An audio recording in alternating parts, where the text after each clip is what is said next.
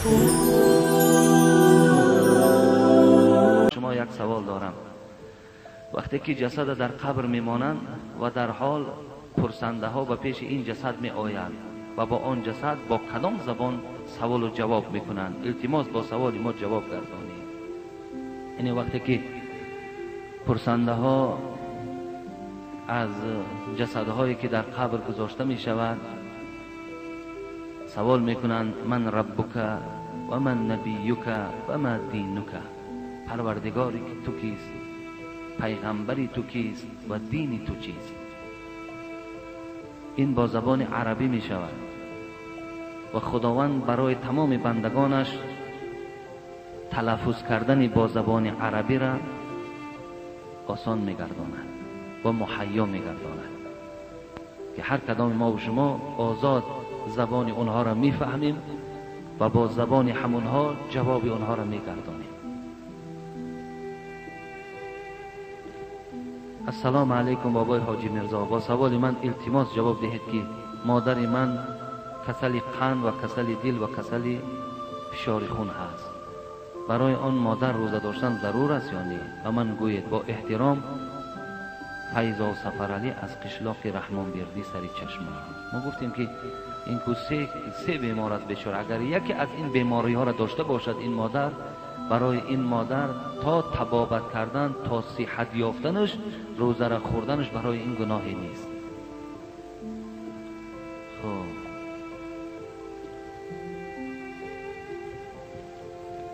بابای حاجی، التماس دارم که با سوال من جواب گردانید. آدمی که بیماری قند و دق نفس می باشد در طهارتش و روزش اوکال یا دارو ریزد، طهارت و روزش می شکند یا نمی شکند؟ یعنی بیماری هایی که امروز هستند و وقتی که احتیاجی به اوکال می شوند، اوکال می گوییم ما شما، آیا روزه هاشون می شکند یا نمی شکند؟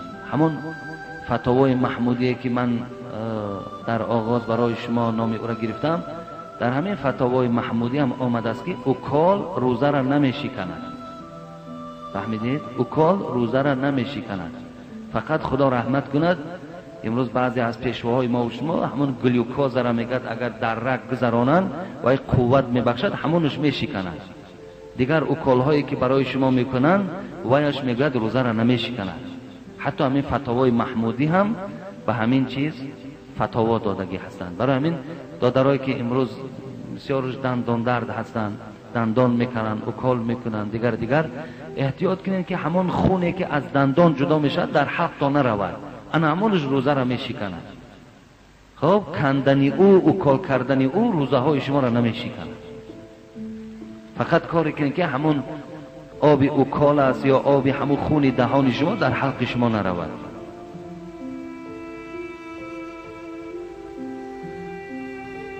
سوال از کوچه کیروف.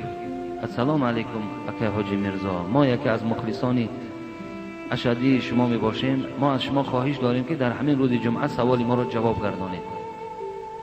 در محله ما یک پیشوا هست، علم خوب دارد، در مسجد امر به معروف میکند، لکن زن و فرزندش در فرمانش نیست. با این خیل پیشوا چی گفتنی هستید؟ و سوال دیگر هم این است که با این زنهایی که شوهرانشان در روسیه کار میکنن پولهای روان کرده شده رو اسراف میکنن، با این اسراف کننده ها چی گفتنی دارید؟ این سوالی دویم شما جواب گفتیم که مادرای عزیز در حق شوهرهاتان چی در روسیه باشند چی در اینجا باشند رحم و انصاف کنید، احترام کنید، قدردانی کنید. انشاءالله شما فیض دنیا و آخرت نصیب می شوید.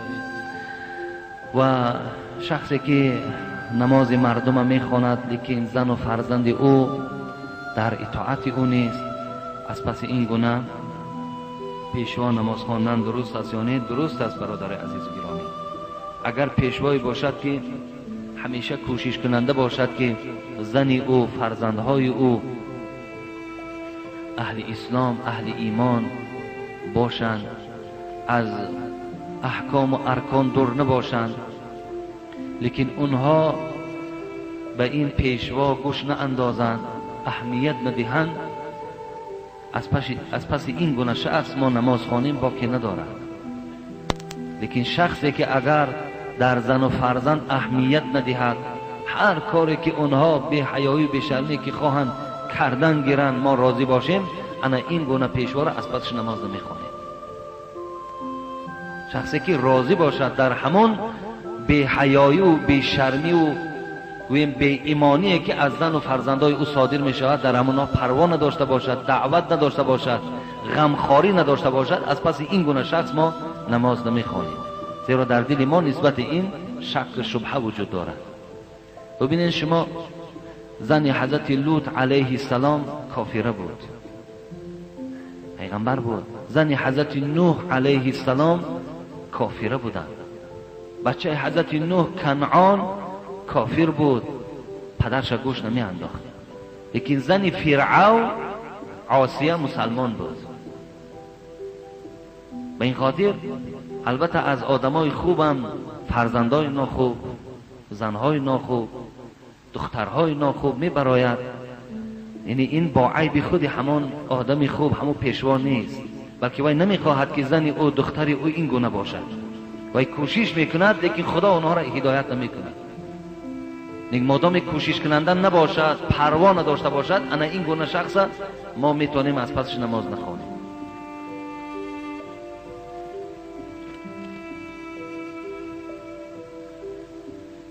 السلام علیکم اکای داملا حاجی مرزا، خداوند شما را سالهای دراز عمر دهد.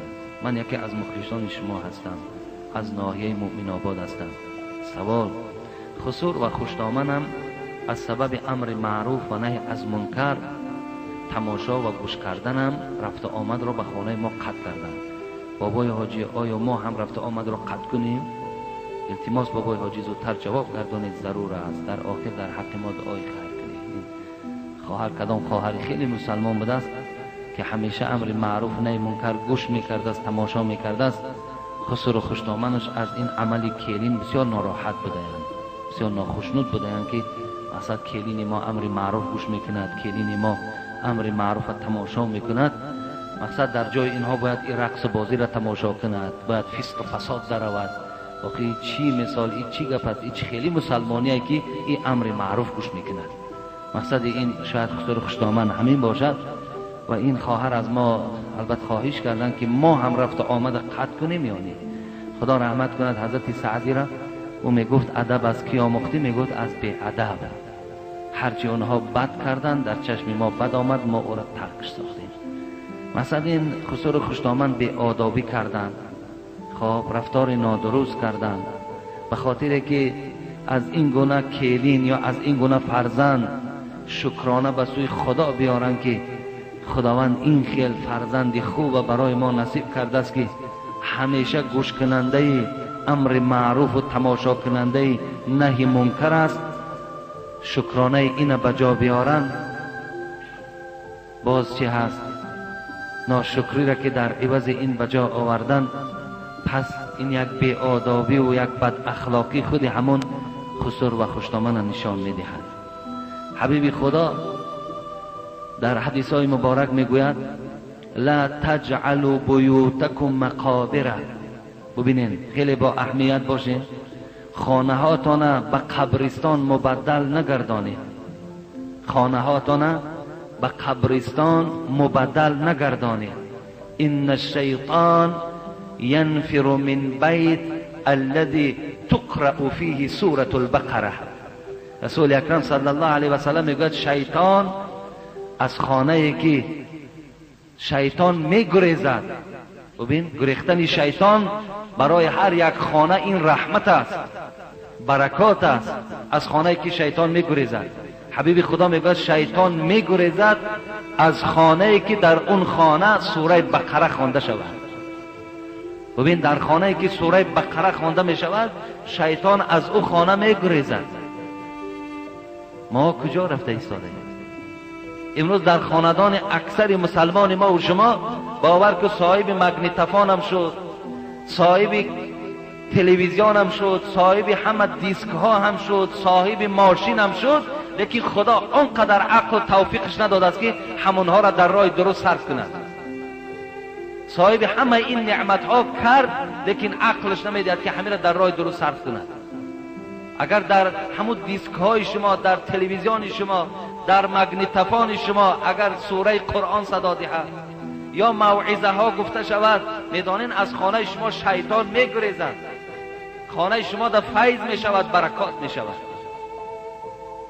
برادرای ما امروز صاحب ماشین هستند، بهترین ماشین ها را سوار می شوند، لیکن زمان در ماشینش میشینیم، باور کن ما در ماشین همون کس میشینیم، آنقدر خدا توفیقش نداده است که همون موزیکش را پس کند، همون را در پیش ما با بلند میکند.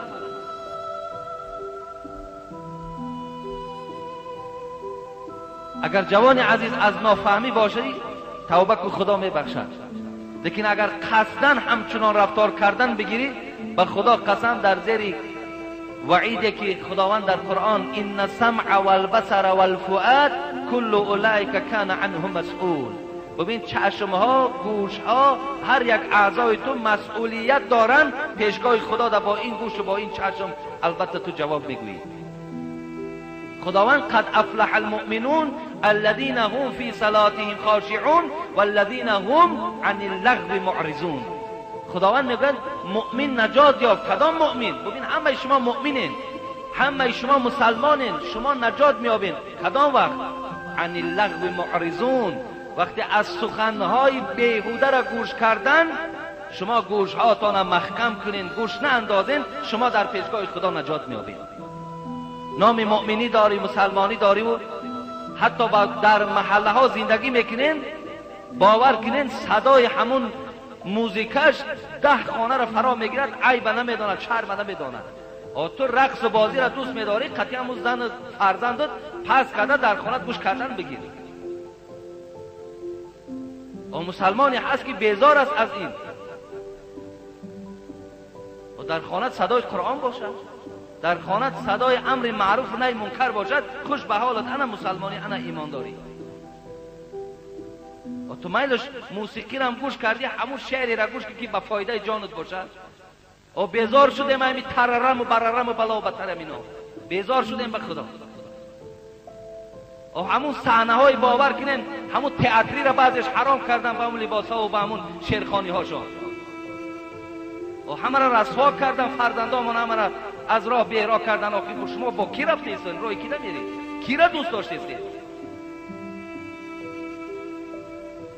و خدا در قرآن انه لکم عدو مبین، شیطان دشمن آشکارای شماست. و خدا اعلانش دارد دشمن تانه پیرو دشمن بشید. و قرآن برای شما دوست میگن، عالم برای شما دوست میگن، امر معروف برای شما دوست میگن، دوست مانده دنبال دشمن میرید. و کسی دنبال شیطان میرد، عاقبت همراه شیطان در دوزخ است. آخر از گفتنی بسیار در پیش ملاها هم باور کن، در پیش ارتیساش هم، در پیش حکومت هم بدنام شده. آخر کی میفهمید شما؟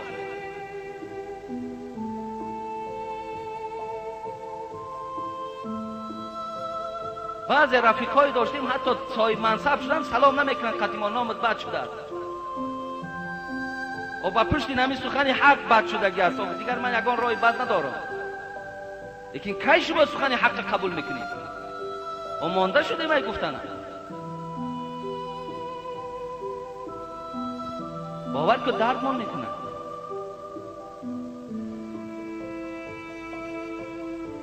پنج وقت نماز داریم، نماز جماعت داریم، مولایم، حاجیم، شیخیم، صوفیم، توی ما شما را میبینن، باور کنین معصیت گناه را خنده میگیرن.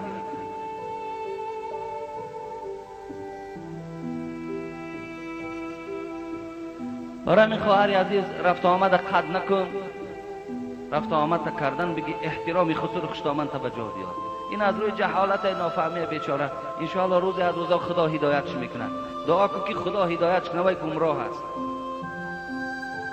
سلام علیکم بابای حاجی میرزا، التماس با همین سوال من جواب دهید. برادر من کسل پوست است. من گفتم که ای برادر تو از خدا طلب کن، خدا شفا میدهد.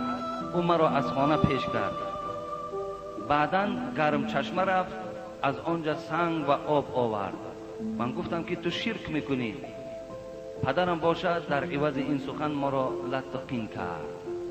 داملا چی میگویی؟ برادر عزیز، گرم چشمه رفتن این غلط نیست. آدمی که مثال رسول اکرم صلی الله علیه و سلم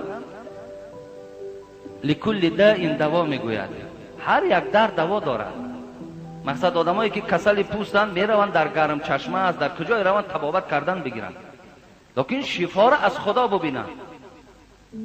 از اونجا بعد هر یک نوده درخت بعد سنگ این مزار گذشته شده است و این تبرکه این ایاش دروغن، ایناشا باور نکنید.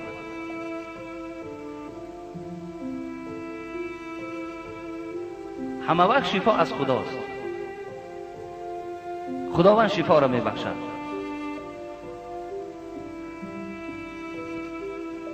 السلام علیکم و رحمت الله و برکاته. یک جوان زن دارد، تخمینا 3-4 سال شده است که فرزند نیافته است و با زن دیگر عاشق شده است. وی زن بیوه و صاحب 2 پسر است. این زن بیوه با این جوان میگوید که زنی خودت را سر میدی، بعد من به خانه میآیم. زن یکم را پیش کرده است و اما او را طلاق نداده است. میخواهم که جوابش را از شما شنوم. همان جوان در همین مسجد شما نماز میخواند. خیلی مادام زن این بیوه را گرفته است، 2 فرزند دارد، این گناه نیست گرفتن زن بیوه. گرفته است، زن اوله که از خانه پیش کرده است بینش طلاق شده. طلاق دادن الکی برای تو مثال زندگی نداری نیت با او، طلاق شده. نیت داری زندگی، بیار زندگی تا کردن بگیر. از همین 2 را یک تاش انتخاب کن. بسیار از جوانایی که دختراشون 3 سال و 4 سال بیچاره در خانه طلاقشون میکنه، طلاقشون کنه. این هم یک نامردی است. بگذار وی هم شوهر کند رود باز زندگیش رو ببیند. چگونه ای که تو فرداش در زن گرفتی، وی هم بیچاره باز امو عیده‌اش که گذشت رفته شوهرش کردن بگیرد. هیچی باقی ندارد. اینا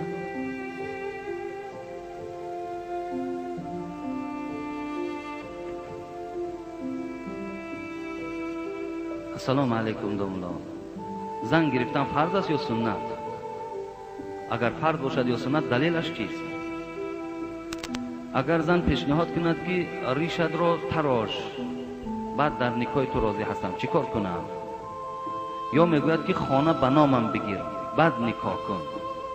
خیلی مسئله خانه گرفتن ده، ولی بسیاری جوانا بسیاری برادرای هستند که میگوید وقتی کدام زنی را که میگویی که مثال بیا در نکاح من درآ، میگه اول خانه تا به نامم کن. و میلش چی گپی نی؟ و تو زن گرفتن میتوانی خانه به نام او گذرانی جنایت است. و پگه تو هم ای دنیا گذشتی و را بچه های تا ای خانه پیش میکنن کجا رو؟ و حق دارد یک خانه را به نامش کن. و زن که لازم بده، زن داشتن در کار بده، در زن داشتن وقتت خوش بده، پس چرا برای خانه جدا نمیکنی؟ بگذار صاحب خانه باشد، یگان گناهی ندارد. خب خیلی دویم سوالش جواب گفته بودیم. زن گرفتن سنت است. سنت است یا فرض گفته است. دلیلش در چیز؟ دلیلش حدیث پیغمبری خدا هست. با رسه صحابه میگن از خانه رسول اکرم آمدن، راوی های حدیث میگن که نمیدانیم کدام زن پیغمبر بود و پرسیدن از عبادت پیغمبر. پرسیدن پیغمبر چه خیلی خانه در عبادت میکنن. مقصد خواستن که عبادت های خانه بودگی پیغمبر آموزن و از همون چیکار کنن در خانه های خودشون عملی گردانند. وقتی آمدن گوش کردن، گویم هر 3 اینها به یک خلاصه آمد. مقصد عبادت پیغمبری خدا را شاید که ناچیز شمارد، یعنی کم بود عبادتش. و با یک دیگر گفتن خیلی وای پیغمبر است، او را خدا اول و آخری گناهش بخشیده است. و یکی از اونها چی گفت؟ گفت من ابدی روزه میگیرم، هیچ وقت روزه من نمیشکایم. دیگرش گفت من همه شب خواب ترک کردم، همیشه با عبادت می ایستم. دیگر گفت من هیچگاه زن نمیگیرم. نزد همون زن پیغمبر گفتن، از خانه پیغمبر بیرون شدن. وقتی پیغمبر خدا آمد، این زن و پیغمبر خبر داد که 3 نفر آمد همچنان سخنرانی کردن و از خانه بیرون شدن. پیغمبر خدا آمد نزد اونها گفت شما بودید همون کسانی که خانه من رفتید؟ گفتم بله.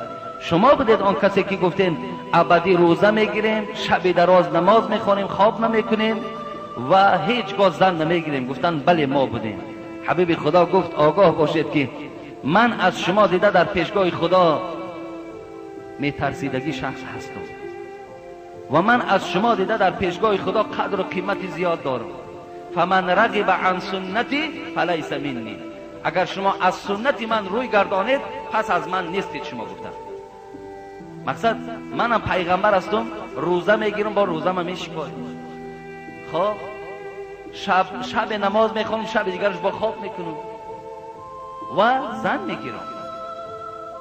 پس شما اگر این سنت های من از سنت های من که روی گردانیم پس شما از من نیستید. و این خاطر زن گرفتن این سنت است. و آخر دعوانا ان الحمد لله رب العالمین. یک برادر برای ساختمان روز اینجا یک مبلغ آوردن که در حق من دعا کنید، در حق گذشتگان من دعا کنید. اکای حامیدم اینجا یک مبلغ دادن. یک برادر در حق مادرش که وفات کرده است و پدرش را خدا توفیق عطا کند دعا خواسته است و در حق آنهایی که در صندوق خیریه صدقه میکنند دعا کنید.